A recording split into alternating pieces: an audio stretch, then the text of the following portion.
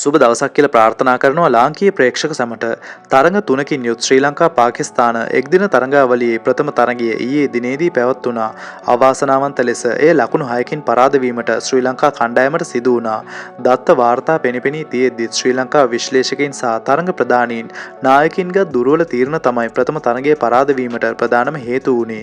කෙසේ නමුත් ඊයේ තරඟයේදී Tamanට ලැබූ මංගල තරඟයෙන්ම සාර්ථක ප්‍රතිඵල දක්වමින් පැතුම් සමග විශ්වාසනීය ආරම්භක ප්‍රතිකරණයකට අඩිතාලම් දමා ගැනීමට කමිල් මිෂාරට හැකි වුණා. සදීර වනිදු ලකුණු අතරට පැමිණීම පොසිටිව් දේවල් විදියටත් දකින්න පුළුවන්. දෙවන තරගයේ පැවැත්වෙන්නේ ත්‍රාවල්පිණ්ඩි ක්‍රීඩාංගණයේදී. දෙවන තරගයේ තනතිරුවත් ප්‍රථම තනතිරුවට හා සමාන තනතිරුවක් ලැබීමට වැඩි ඉඩක් පවතිනවා. ඒ එසේ වුණොත් නිත්‍ය වේග පන්දු යවන්නන් තිදෙනෙකු සමග දෙවන තරගයට පිවිසිය යුතුමයි. එසේ නැතුව මේ තනතිරුව දඟ පන්දුවට හිතකර වුණොත් මහේස් තීක්ෂණ වෙනුවට ජෙෆ්රි වැන්ඩසේව කැඳවිය යුතුයි. වනිදු සහ වැන්ඩසේ එකම ආකාරයකින් පන්දු යවුවත් ඔවුන් දෙදෙනාගේ වේරියේෂන් තරමක් වෙනස්. පාකිස්තානයට මේ අප්සෙට් සෙටප් එකක් වේවි. ඒ වගේම කමිල් කමිදු චරිත් වැඩි පන්දුවාර ප්‍රමාණයක් යොමු කරමින් ඩෙත් ඕවර්ස් වල අවස්ථාව චමීරට සහ අසිතට ලබා දිය යුතුයි. මොකද ඊයේ දිනේදීත් ඔවුන් අවසන් පන්දුවාර 20ට ලකුණු 180ක් ලබා ගත්තා. තනතිරුවේ ස්වභාවය අනුව බොහෝ දුරට ක්‍රීඩකින් 11 දෙනාගේ ස්ථාන දෙකක් වෙනස් වේවි. නමුත් කුසල් මෙන්ඩිස්ට තවදුරටත් තරඟ අවස්ථා ලබා දේවි. ඒ අනුව දෙවන තරගයේ ක්‍රීඩා කර හැකි හොඳම සංයුතිය දැක්වෙන්නේ මේ ආකාරයට.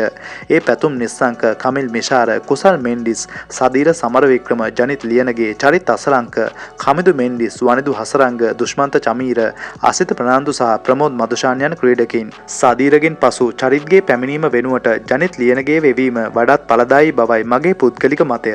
ජනිත් ස්ථාවර වෙන්න යම් පන්දු ප්‍රමාණයක් ගන්නවා. ඔහු ස්ථාවර වූ විට දිගු ඉනිම් කරා යනවා. ඒ එසේ වුණොත් ශ්‍රී ලංකා කණ්ඩායමට අමතර වාසියක් වෙයි. කාසිය වාසිය දිනුවොත් ප්‍රථමයෙන් පන්දුවට පහර දිය යුතුයි. ඒ වගේම 2023 වසරේ සිට ආරම්භක පිතිකරුවෙකු ලෙස වැඩිම ලකුණු රැස් කළ ක්‍රීඩකින් අතර පෙරමුණ ගැනීමට පැතුම් නිස්සංක සමත් වෙලා තියෙනවා. ඒ ඉනිම් 51ක් තුල ලකුණු 2169ක් ලබා ගනිමින් සාමාන්‍ය 46.14ක් ලෙසද පවත්වාගෙන යමින් ශුභ්මන් ගිල්, රෝහිත් ශර්මා වැනි ප්‍රබල පිතිකරුවන් පවා සිටින්නේ ඔහුට පහලින්. පැතුම් කියන්නේ අද වන විට ජාත්‍යන්තර ක්‍රිකට් තුල පුරා වෘතයක් වෙමින් සිටින ක්‍රීඩකයෙක්. ඇත්තටම ඒ ගැන ඇත්තේ නිහතමානී සතුටක්. ඒ වගේම ඊයේ තරගයේ අතරතුර පාකිස්තාන සුපිරි පන්දු යවන්නෙකුට ආබාධයක් ඇති වී බව ආරංචි වෙනවා. බොහෝ විට ඔහු දෙවන එක්දින තරගයට සහභාගී නොවේවි. උණු දේවල් ලුණා වැරදි අඩුපාඩු හදාගෙන දෙවන තරගය ජයග්‍රාහීව අවසන් කරන්න ලැබෙන්න කියලා අපි අපේ කොල්ලන්ට හදවතින්ම සුබපතමු. ඔබ මොකද මේ දේවල් ගැන හිතන්නේ? දෙවන තරගය කවුරු ජයගනීද? ඔබේ ක්‍රීඩාශීලී අදහසුත් පහලින් කමෙන්ට් කරන් යන්නත් අමතක කරන්න එපා. ඉතින් දැනට ගිහින් එන්නම්. ඔයාලා හැමෝටම සුබ දවසක්.